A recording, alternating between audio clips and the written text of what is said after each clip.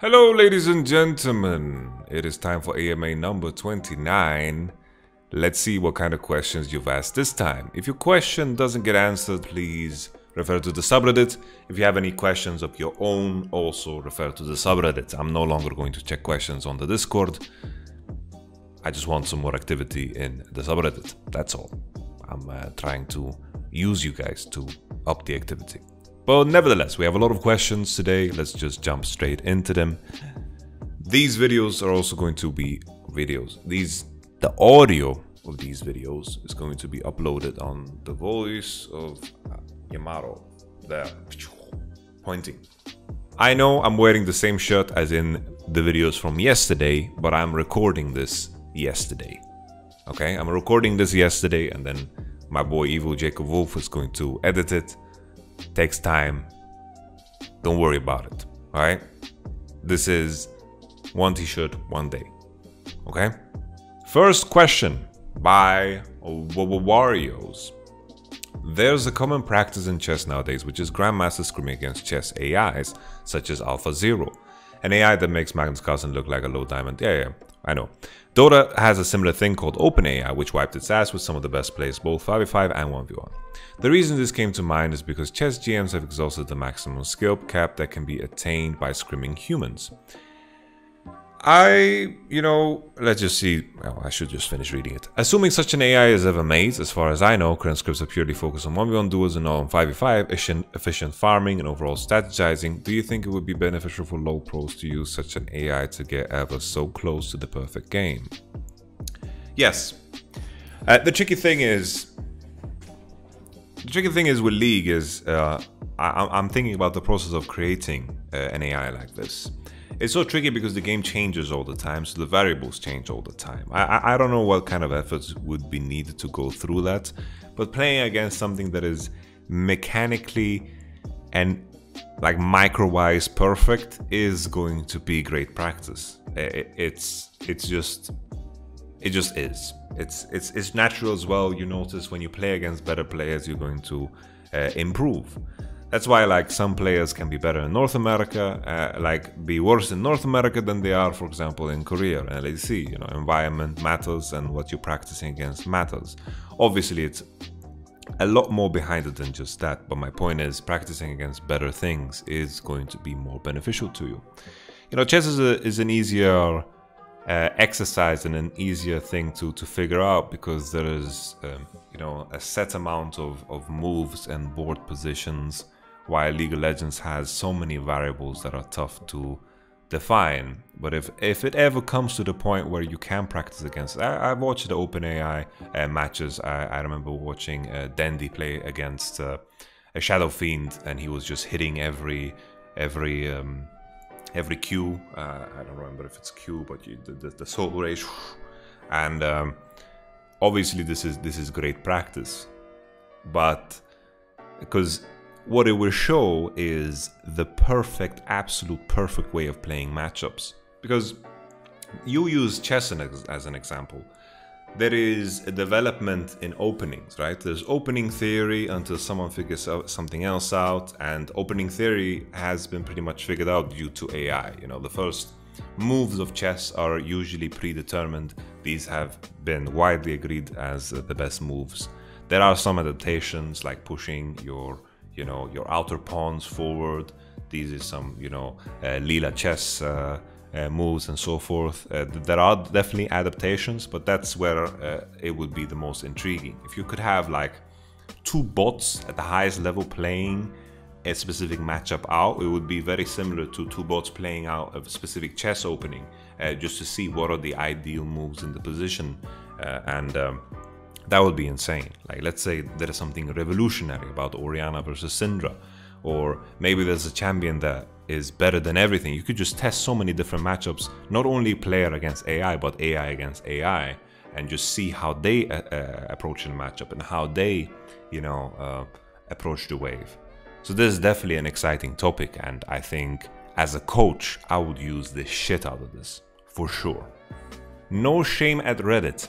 Why is it that Anno 2020 teams are investing millions into player contracts and don't invest in a good training sandbox? If Riot doesn't provide it, make it yourself. I mean, we have the training tool, but pro teams would need a full custom sandbox where they can start a game with all parameters chosen. Start game at minute 21, custom selectable items. Imagine the amount and level of practice a pro team could have battling their academy team in the LAN sandbox. Yeah, definitely, but I don't know if we're there where we can expect teams to build a fully functioning sandbox. Like, think about Riot Games and how many issues the client has, how many bugs are in the game, and you want teams that are significantly smaller figure out the idea of building a sandbox. That is nuts. That is, I don't know. It would be great. I'm with you. Like, that would be fantastic to have, same as the AI in the previous question, but to expect teams to build that out, oof. I don't know, Kevin. That's a tough one. C22 or G2. Why do you think are G2 fans always saying G2 are trolling when they lose? Can't they accept that another team is better and acknowledge that, or what's the reason behind it? I think it comes from the character that G2 has. I think the branding has really been nailed when it comes to G2. I think Carlos and everyone's working in G2 have done a phenomenal job of really cementing the identity that G2 has, and I think G2 was first to do this, and I think a lot of other teams are sitting now rolling their thumbs, being kind of jealous and borderline copying them, which is fine, right? You follow leaders in the industry, and I think the fans align a lot with those identities. While G2 do it for marketing purpose, fans of said teams are also going to, you know, take upon the characteristics of the brandings of the team, and then G2 said they are trolling, then, you know, that's what fans are gonna say, that they are trolling. And I think you can see this in other teams too. I think the fandom often is reflected of within the branding, you know, and I think that's it. I don't know what are the reasons behind it. I think you would need to have like some extensive social study on this, and I'm not in a position to do so. You guys are asking for so many crazy things: Open AI for League of Legends, Sandbox, and now this. Xing Shun Ji, I think this idea is hype. What if coaches will call a timeout for 30 seconds? The game pauses, and the coach can speak to the players. There would have to be rules in place for when a timeout can be called. Maybe all players must be X units away from enemy players. Personally, I would love to watch this. Picture it. A team just got aced around the Drake. The coach calls a timeout and we can hear what the coach is shouting at the players. Maybe telling someone to buy an execution or something. Well, you had me until you said we can hear what the coach is shouting at the players. If you know, it's a great idea. It's interesting. I personally, due to my player background, the more involved I am within the game, the happier I am. Like if for some reason the game changed and all of a sudden you have one coach and 5 players and the coach gets to lead within the game, holy, not a lot of coaches would be ready for that, but man, you're looking at a man that would be ready for this. I know Clash is not the same thing, but like you can see me in competitive environments. You know, I have it in my blood. You know, I have a lot of competitive experience. 30-second pauses, I would love it. I would love to use it. I love to get involved as much as possible. I love responsibility, and I would love the idea of it. But you're hearing what I'm saying. Fuck that. You know, you're not gonna hear what I'm saying. I would whisper. I would cover my mouth. And I would, your mom. You know, one prick Tony. Jesus. Who's your dark horse to take it all, and why? Well, I was saying Suning this entire time, and yeah, I think they are pretty dark horse-ish, you know? I feel like there's a story of getting better and the story of SOFM potentially being the best jungler in the world, and he is definitely showing great qualities, and in the current meta, you always have that one key player that really stands out in the meta. Last year it was Doinbi. He was created for that meta. SOFM also looks like he was created for this meta. So definitely Dark Horse vibes sooning. Have a nice day and keep up your excellent work. Keep yourself safe. Thank you, One Prick Tony. Bob Manos, what will be the impact of OPL players not taking import spots in LCS? The tricky thing is it depends on what the NA organizations do with this opportunity, because now you'll have to, the biggest impact here is that OPL players will no longer, they will cease to exist because there's no OPL league, there's no league. And they need an avenue to be able to showcase themselves. And I saw there was one team, I don't remember, maybe it was a specific university, I don't remember the name. I remember someone retweeted it, and it was an opportunity for Australian players to get drafted into university and get a green card and so forth, and that could be super good. Green card situation is super tough for OPL players. I think for anyone, in general, getting green cards and work visas to America in the current climate is very tough with COVID and the political situation. It's all over the place. It all depends on what can be created as opportunities. Because now, sure, there are some names that you can maybe look at, and look as them, like for example, the AD carry of Legacy. Maybe he's a prospect. FBI or whoever. Fudge. What is going to happen in a couple of years? How are they going to find players? Through the ladder? Maybe, I don't know. It's going to be tough. Like the OPL players need to maybe play on the Korean server or whatever. I don't know. It's just going to be tough. How can they showcase how good they are?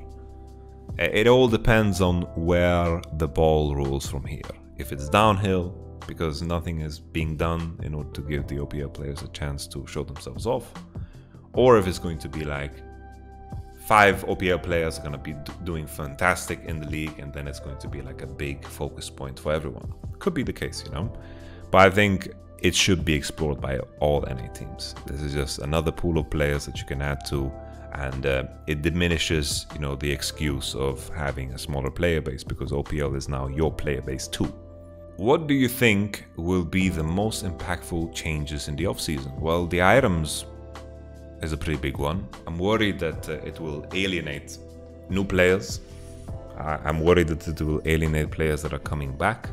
I'm worried that the icons are very ugly to look at when it comes to the spectator client. I spectated some games on PBE, and on first glance, it's super difficult to figure out what items someone has. Like right now, I look at someone's items and my mind instantly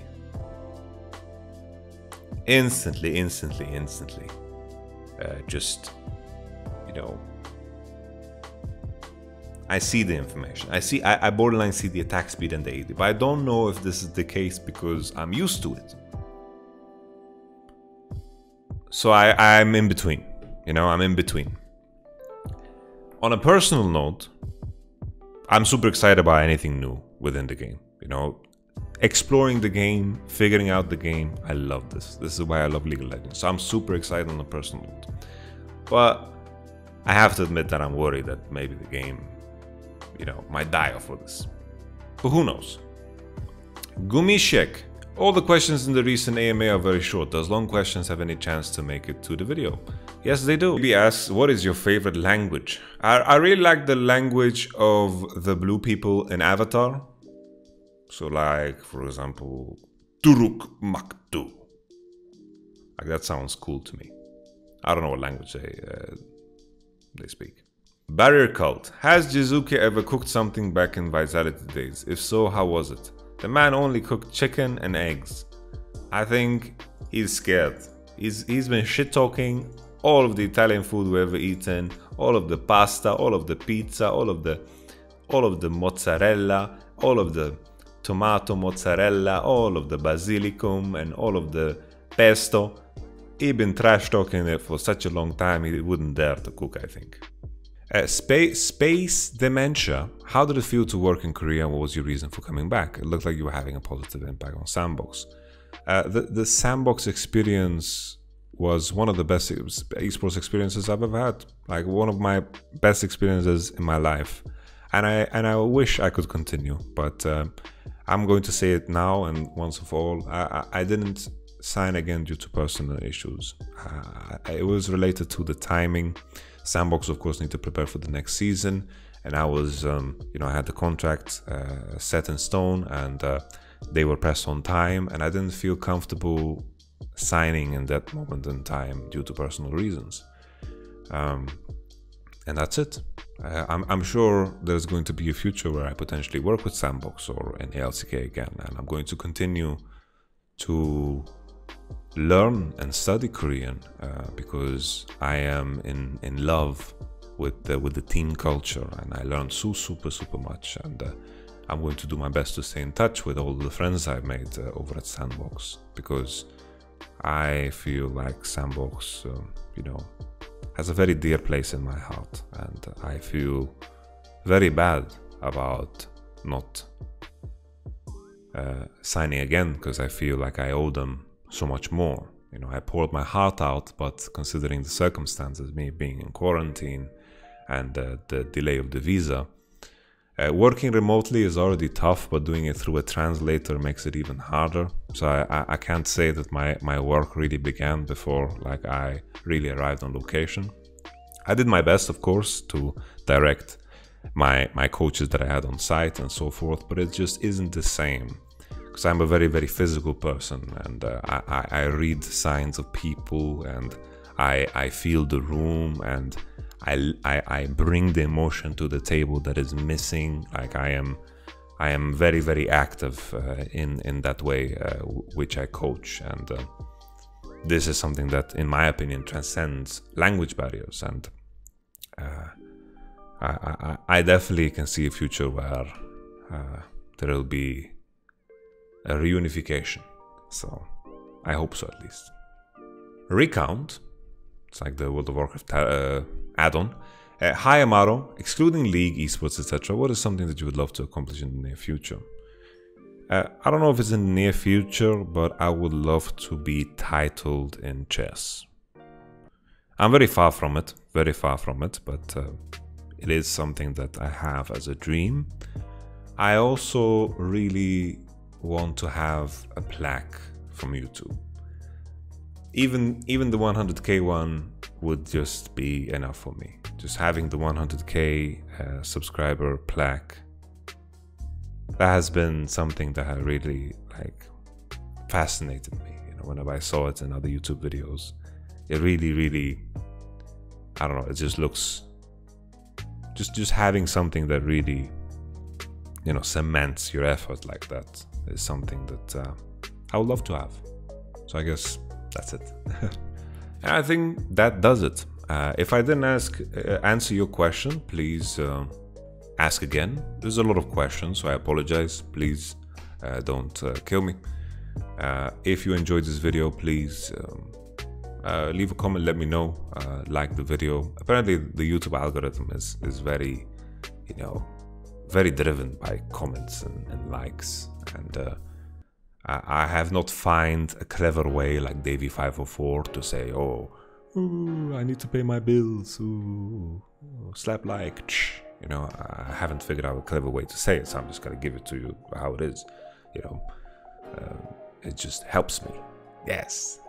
Anyhow, thanks so much for watching. Bless you and bless your face. I'll catch you guys on the next AMA, next video, whatever that's gonna be.